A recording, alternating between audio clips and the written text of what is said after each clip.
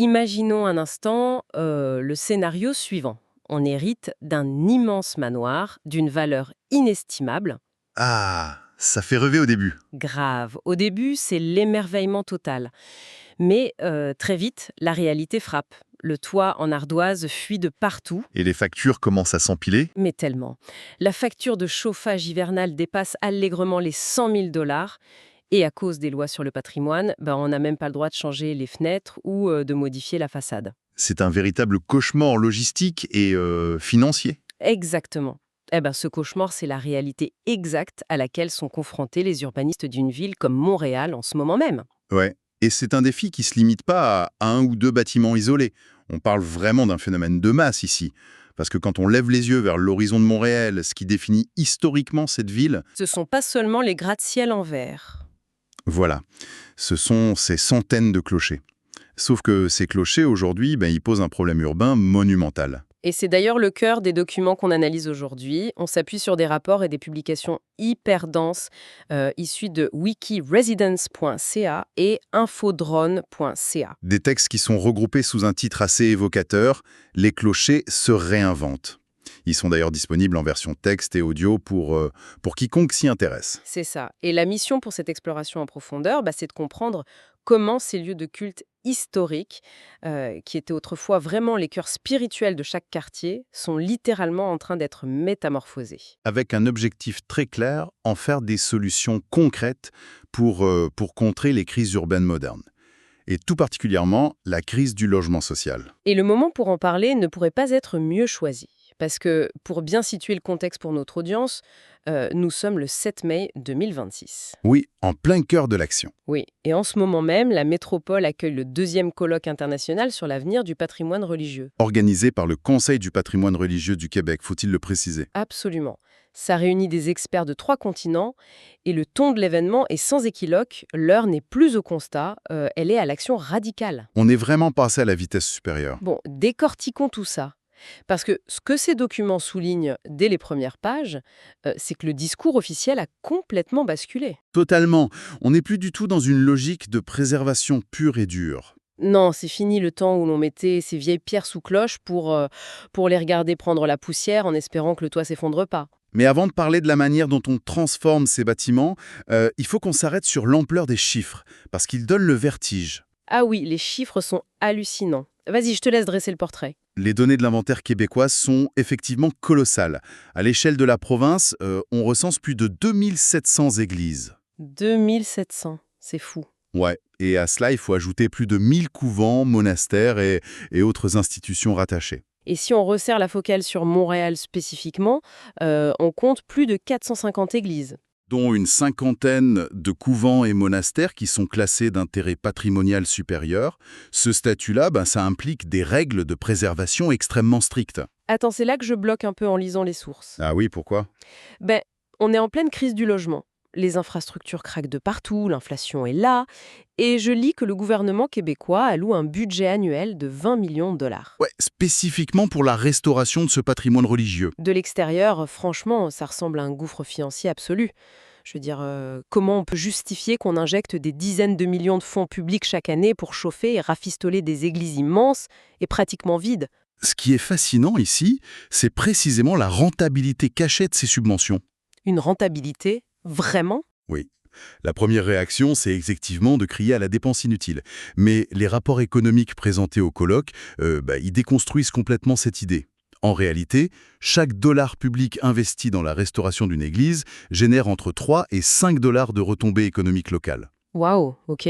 Ce n'est pas une dépense à fond perdu donc. Pas du tout. C'est un effet multiplicateur, massif. Mais comment ça fonctionne concrètement? D'où viennent ces 3 à 5 dollars de retour? Il faut regarder la nature même des travaux. Quand un promoteur immobilier classique construit, disons, une tour à condos moderne, une très grande partie du budget part dans l'achat de matériaux importés. Genre de l'acier, du verre. C'est ça. De l'acier préfabriqué en Asie, du verre usiné à l'étranger, l'argent quitte immédiatement la région. D'accord, je vois. À l'inverse, restaurer en toit en ardoise, réparer des vitraux centenaires ou consolider de la maçonnerie de pierre, ça demande très peu de matériaux importés, mais énormément de main-d'œuvre hyper spécialisée et locale. Ah bien sûr, on paye des artisans de la région, des tailleurs de pierre, des maîtres verriers. Des charpentiers, des couvreurs spécialisés, exactement. L'argent de cette subvention de 20 millions, il ruisselle directement dans l'économie locale, ça crée et maintient des emplois d'artisans. C'est super logique quand on y pense. Et ensuite, il y a le tourisme culturel que ces bâtiments restaurés génèrent. Donc d'un point de vue purement macroéconomique, ce n'est plus du tout un fardeau financier. C'est devenu un moteur économique puissant pour le développement des quartiers. D'accord, l'argument économique tient la route, je suis convaincue. Mais cyniquement, on pourrait quand même se dire un truc. Je t'écoute. Ben, si on rasait purement et simplement ces 450 églises montréalaises, on libérerait des terrains immenses en plein centre-ville. Ouais, des terrains de grande valeur. Voilà, on pourrait construire des milliers de logements denses et modernes dessus. Ce serait infiniment plus simple que de s'encombrer de clochers, non? Sur papier peut-être, sauf qu'on ne peut pas simplement amener les bulldozers du jour au lendemain. Et c'est pas qu'une question de loi d'urbanisme, c'est surtout une question d'acceptabilité sociale. L'attachement des gens, ouais. Exact. Les sources soulignent une donnée très parlante à ce sujet, les Journées du patrimoine religieux. Cet événement, il se tient chaque année en septembre. Et il attire régulièrement plus de 25 000 visiteurs à travers le Québec. 25 000 personnes qui se déplacent juste pour visiter des églises? Ce chiffre, il prouve un attachement viscéral de la population. Ces lieux, c'est pas juste des assemblages de vieilles pierres, ils renferment l'histoire intime des quartiers. C'est vrai? C'est les lieux où les grands-parents se sont mariés, où des générations entières ont été baptisées? Raser ces bâtiments, ce serait arracher une page entière de la mémoire collective urbaine. La résistance citoyenne serait immédiate et féroce. C'est là que ça devient vraiment intéressant, parce que c'est là qu'on arrive au nœud du problème. On a d'un côté des bâtiments immenses, impossibles à détruire pour des raisons émotionnelles et patrimoniales, Ouais. et de l'autre, une urgence sociale avec un besoin criant de logement. Alors comment on fait? Je veux dire, comment les architectes parviennent-ils à balancer ce respect quasi religieux de l'architecture d'origine avec l'installation très prosaïque d'appartements? C'est le grand défi. Comment on installe de la plomberie moderne et des murs en placo-plâtre au milieu de vitraux de 10 mètres de haut? Ça me fascine. Cela soulève une question importante, et c'est le cœur de ce que le sommet de 2026 appelle la requalification, ou la réutilisation adaptative. C'est vraiment un concept fondamental à comprendre aujourd'hui. La requalification, c'est-à-dire? Ça ne veut pas dire transformer une église en musée figé, c'est l'art de greffer une nouvelle fonction vitale à une structure ancienne. Pour reprendre une métaphore botanique, c'est comme greffer une nouvelle plante sur des racines centenaires. Oh, j'aime bien cette image. Les racines, c'est le bâtiment qui offre sa stabilité et son histoire, et la greffe, c'est le logement social qui produit les fruits dont la communauté a désespérément besoin aujourd'hui. J'adore l'image de la greffe. Mais physiquement, sur le chantier, ça ressemble à quoi? Parce que je n'arrive pas du tout à visualiser comment on chauffe un appartement qui se trouve dans une nef avec un plafond voûté à 20 mètres de hauteur. L'air chaud monte, les factures doivent être astronomiques. C'est là qu'intervient l'ingéniosité architecturale dont parlent les documents. Les sources détaillent plusieurs approches, mais l'une des plus fascinantes, c'est le concept de la boîte dans la boîte. Imagine un navire dans une bouteille. D'accord, je visualise très bien. Au lieu d'essayer de chauffer l'entièreté du volume immense de la nef, les architectes construisent des structures autoportantes à l'intérieur même de l'église. Attends, de vraies structures autonomes? Absolument. Ces nouvelles structures en bois ou en acier léger, elles abritent les appartements. Elles ont leur propre isolation, leur propre système de chauffage. Et surtout, elles ne touchent pas directement les murs de pierre extérieure d'origine. Ah, mais c'est brillant. Donc le bâtiment historique agit comme une simple coquille protectrice, en fait. Exactement. Une sorte de gros parapluie géant pour des bâtiments plus petits construits à l'intérieur? C'est exactement le principe. Cela permet de préserver les vitraux et les murs patrimoniaux intacts.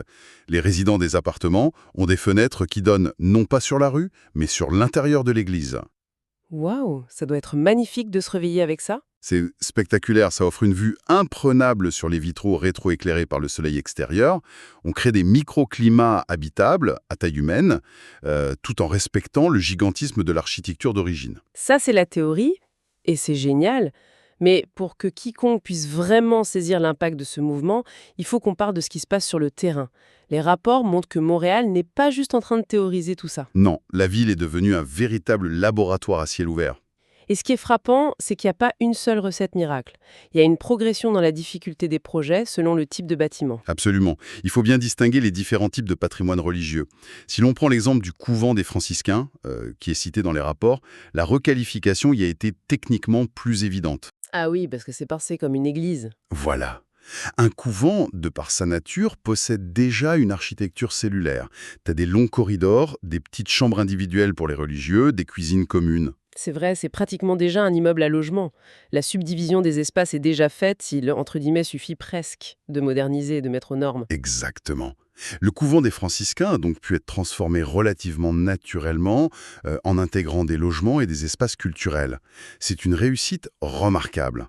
Mais le véritable test de force de la requalification adaptative, C'est la grande nef vide. c'est quand on s'attaque à une église traditionnelle, ouais. Et c'est là que le cas d'étude centrale des documents entre en jeu. L'église Sainte-Bibiane. Ah, ça c'est un cas d'école fascinant. L'église Sainte-Bibienne, pour situer, elle est située au 5612e avenue, en plein cœur du quartier Rosemont-la-Petite-Patrie. Un très beau quartier. Oui. Et on a ici l'archétype du bâtiment complexe.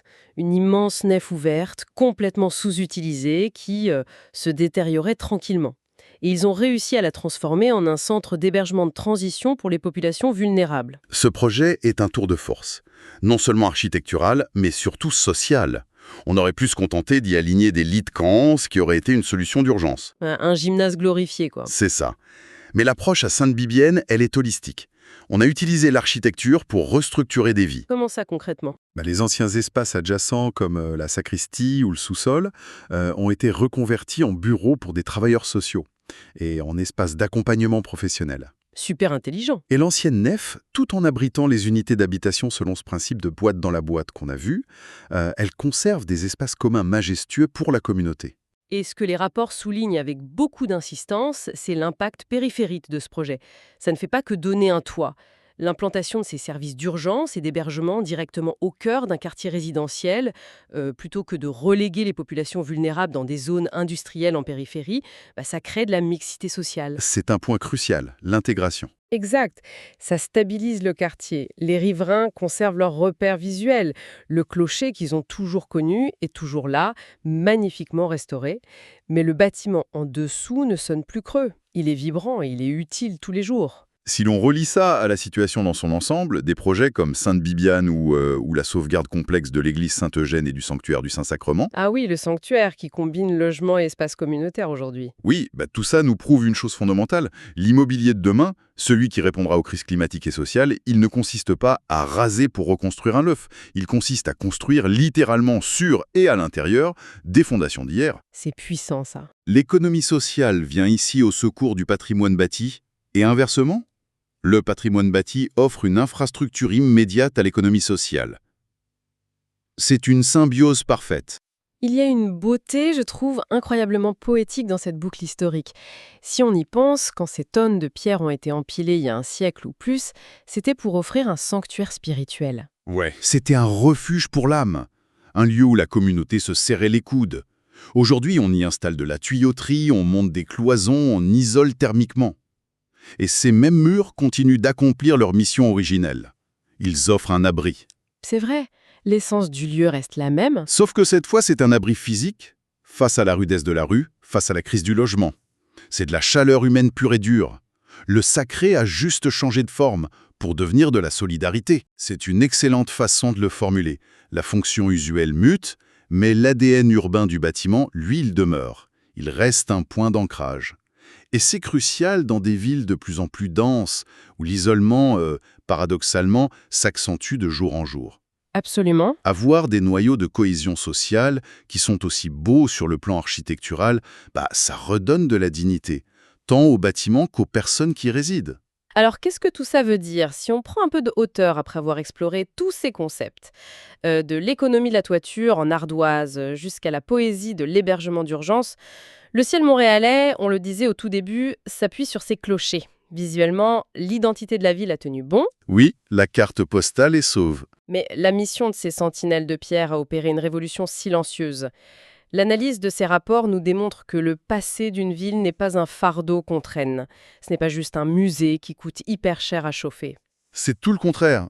Le patrimoine, quand on a le courage politique et architectural de le requalifier, se révèle être une ressource d'une résilience étonnante. Un vrai levier. En réinventant les églises, la société accomplit un triple gain.